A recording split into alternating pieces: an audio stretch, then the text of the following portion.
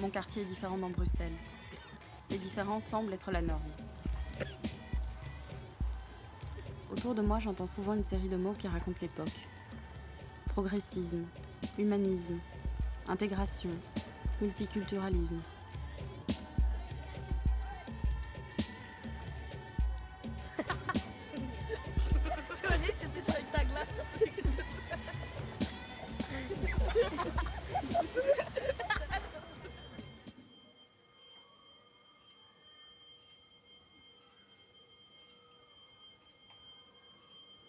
Donc c'était vraiment un projet participatif, hein.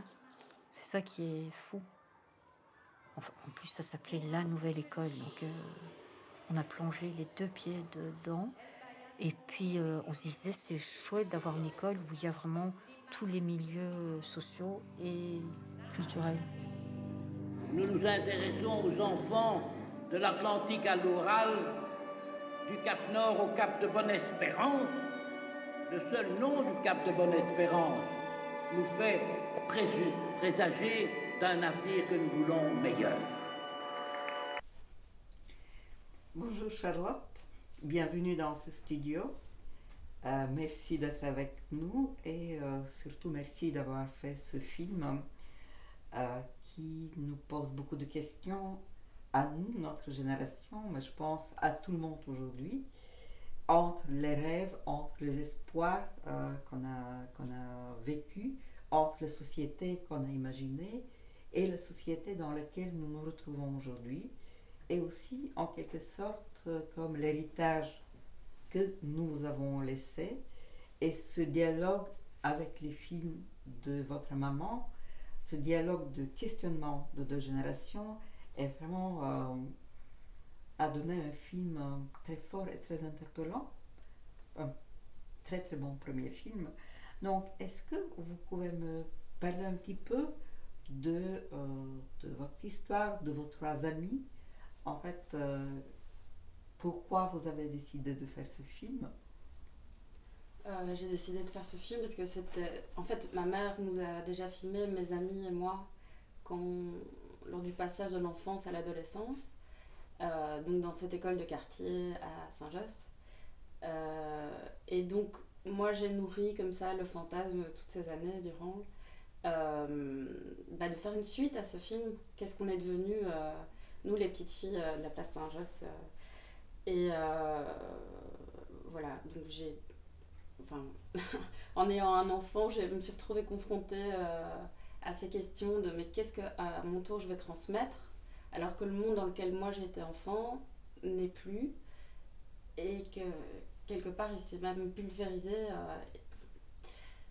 Voilà, donc j'ai eu envie de trouver, en tout cas, si pas des réponses, d'aller enquêter dans ce que le passé avait pu être et aussi de jouer avec l'héritage de ma maman, donc qui fait des films, et d'en faire une nouvelle matière sur base de son travail et puis de quelque chose de réactualisé avec d'autres amis que j'ai pu rencontrer par la suite. Et comment a été, parce que j'ai compris par le film que vous vous êtes séparés pendant une période avec ses amis, Ouais. et que vous vous êtes retrouvés quelque part pour le film. Quelles étaient ces retrouvailles et comment ça s'est passé?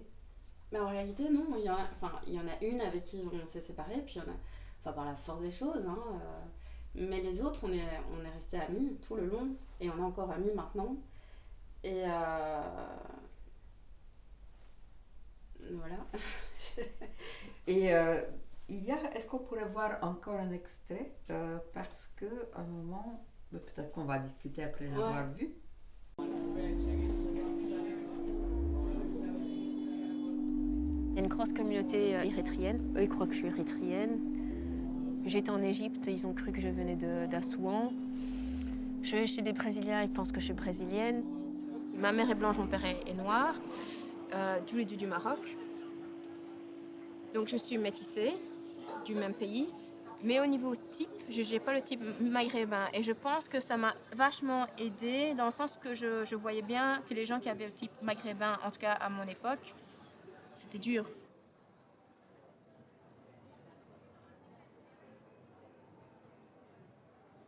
C'est pour ça que je dis que je suis une enfant de l'univers, parce que je ne m'identifie pas que sur une seule chose. Je suis européenne, je suis belge, je suis marocaine, je suis maghrébine, je suis africaine. Après, j'ai un peu des yeux bridés un tout petit peu. J'ai les cheveux crôlés. Quand je les lisse, on dirait qu'ils sont lisses.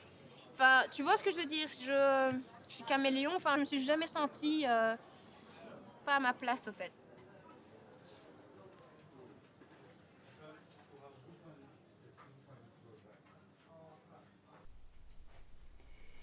Dans Bruxelles multiculturelle, nous venons tous en fait de différents pays, différentes origines. Et déjà, comme on a en fait discuté dans les films précédents, ce n'est pas toujours évident de vivre sa différence. Ici, j'aime beaucoup cette séquence de votre film, et quand elle dit je suis un caméléon, je ne sais pas qui je suis. Est-ce que c'est quelque chose en fait qui est très typique pour beaucoup de jeunes en fait de votre génération? Ah ouais, complètement. Bah, moi j'ai grandi, ce qui est rigolo c'est que moi j'ai grandi avec elle, donc j'ai suivi toutes les étapes d'évolution de leurs identités, de leurs représentations, et le film interroge vraiment les représentations de chacune.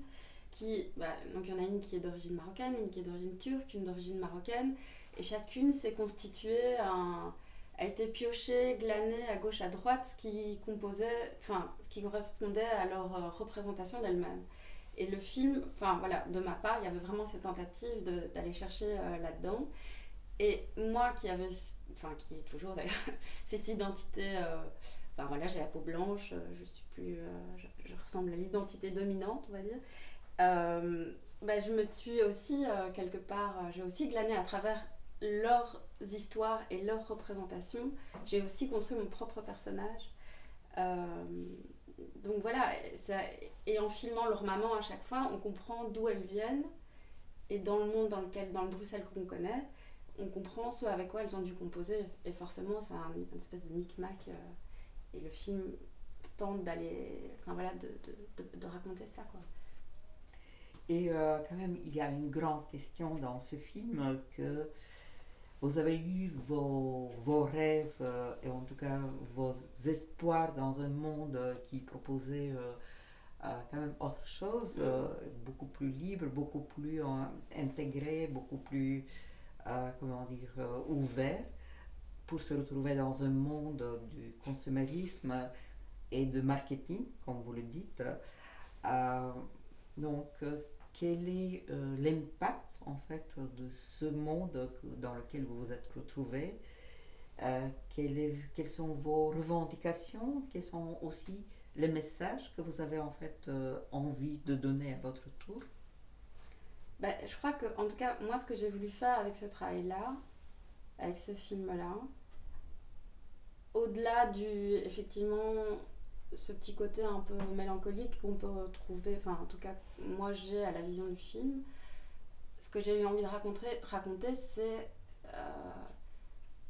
c'est que le simple fait d'avoir connu ce monde d'avant, que sans doute je fantasme maintenant à 35 ans, a fait de ma génération, en tout cas à celle des petits-enfants des gamins qui ont grandi à la nouvelle école, à la place Saint-Josse, on a cru qu'un autre monde allait être possible. Et je crois que ça a clairement dessiné une génération. Je vais me limiter à ceux que je connais parce que le monde est vaste, mais je pense que pour ceux qui sont plus jeunes maintenant, il n'y a pas eu cette... j'ai l'impression que c'est plus... Voilà, ils sont plus pragmatiques, plus réalistes, en tout cas, c'est ce que j'ai comme sentiment. Quand je vois mon gamin, c'est pas... qui a 11 ans, je vois pas du tout ces espèces de rêves d'utopie.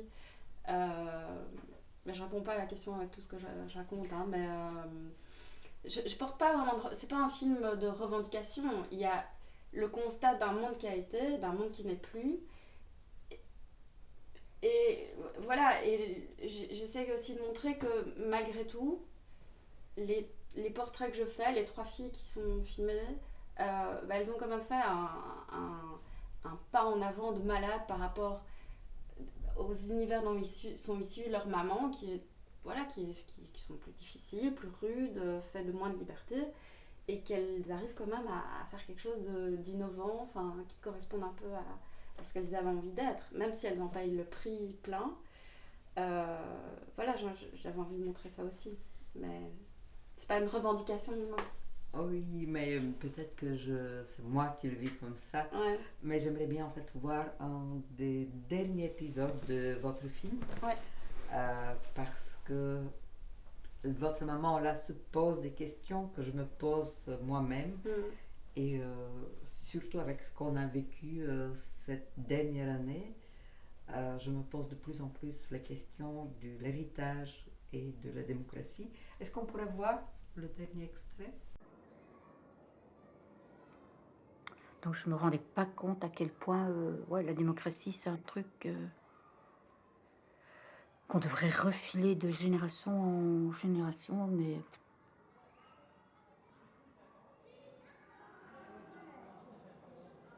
La démocratie, en voilà une qui a bien morflé. Que reste-t-il des certitudes de mon enfance?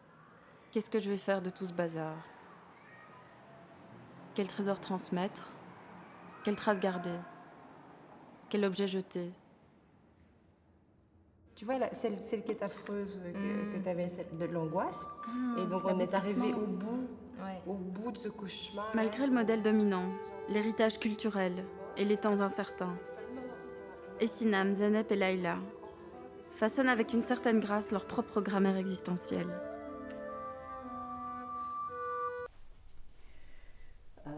Votre film, peut-être qu'il a été fait avant, mais il pose cette question en fait qu'on se pose de plus en plus parce que dans cette période des acquis qu'on croyait vraiment acquis, la démocratie pour nous c'était donnait en fait une réalité incontestable et que maintenant on se pose vraiment beaucoup de questions sur les principes démocratiques, sur nos droits. Et on se rend compte en fait que ce n'est pas un acquis. Donc je pense que le fait que votre film questionne toute cette époque, tous les passages, et je me dis que vraiment, est-ce que vous avez un message à nous dire? Est-ce que en fait cette question de défense de la démocratie et de nos droits est quelque chose d'important pour vous, pour votre génération de cinéastes? En tout cas, je crois qu'en faisant ce film, il y a cette volonté-là, clairement, de relater en tout cas entre guillemets la souffrance, le terme n'est peut-être pas le plus adéquat, mais de voir que ce qui paraît comme vous dites des évidences, ce qui avait pour nous été des évidences, enfin l'idée de la démocratie pour moi c'était l'acquis suprême quoi, et que jamais rien ne pourrait nous atteindre, enfin surtout ici en Occident, bien opulent. On était bien protégés quoi. Enfin en tout cas moi j'ai grandi dans cette idée là et quand j'ai compris que ce monde là était en train de se déliter, c'est vrai que l'idée de faire ce film est venue et pour moi j'ai du mal à me dire militante ou de revendiquer des choses etc, mais pour moi faire ce film c'était une façon de reposer ces questions et d'essayer de le mettre sur une ligne, enfin de voir de là où ça vient, d'essayer de comprendre un cheminement, un processus et de voir effectivement à la fin du film, je montre les manifestations quand l'extrême droite arrive au pouvoir en Belgique. Enfin, c'est un truc, jamais on aurait pensé que ça allait être possible quoi. Il y avait cette idée de cordon sanitaire, voilà. Et pourtant, voilà, c'est dans le film, ça existe. Et pour moi, ça s'est passé au moment du tournage, c'était totalement comment dire ça, imprévu. Ça a été un choc immense. Donc voilà, la chose est en route, quoi. Tout est possible. Enfin, on le voit à travers le monde, tous les chouettes bonhommes qui sont à la tête des grands États. Voilà, donc j'ai pas vraiment un message à faire passer. C'est plus un film de constat en réalité. Si ce n'est que j'ai de l'espoir dans la génération qui vient, quoi. Enfin, je crois que la fin le raconte assez bien avec ces portraits de gamines qui font du skateboard et du football. voilà, je pense qu'il y a une génération qui va être un peu plus comique que la nôtre, mais voilà. Merci beaucoup Charlotte, De rien. merci vraiment beaucoup. Et je crois que le documentaire, on le voit avec les films dont nous avons parlé. Malheureusement, j'aurais préféré parler de ces films et j'espère qu'on va le faire en salle parce que ici je remplace le public, sinon ça aurait été beaucoup mieux que c'est le public qui vous pose les questions et que vous avez le sentiment de sentir le pouls, comment les émotions qui montent de la salle, c'est tellement beau. Et on se questionne nous aussi, comme festival, comme acteur culturel, on est inquiet pour tout ce qui se passe aussi dans le domaine de la culture, parce que la culture quand même a été, non seulement en fait on est souvent le parent pauvre, mais la culture n'a pas pu jouer le rôle qu'elle devrait en fait jouer, et que tous ces films pourraient aider les gens de s'en sortir mieux, de mieux comprendre en fait ce qui s'est passé pendant ces 2 pratiquement dernières années. Donc j'espère que vraiment le cinéma documentaire va continuer à vivre. Et donc on a posé la question à la ministre Madame Bénédicte Lénard pour voir en fait quel est l'avenir du cinéma documentaire, parce que cette période était une énorme épreuve pour les cinéastes. Et donc je crois que le cinéma, comme les autres domaines de la culture, mais nous on est dans le cinéma documentaire est vraiment fait avec très peu de moyens, et donc voilà, on espère qu'il sera soutenu.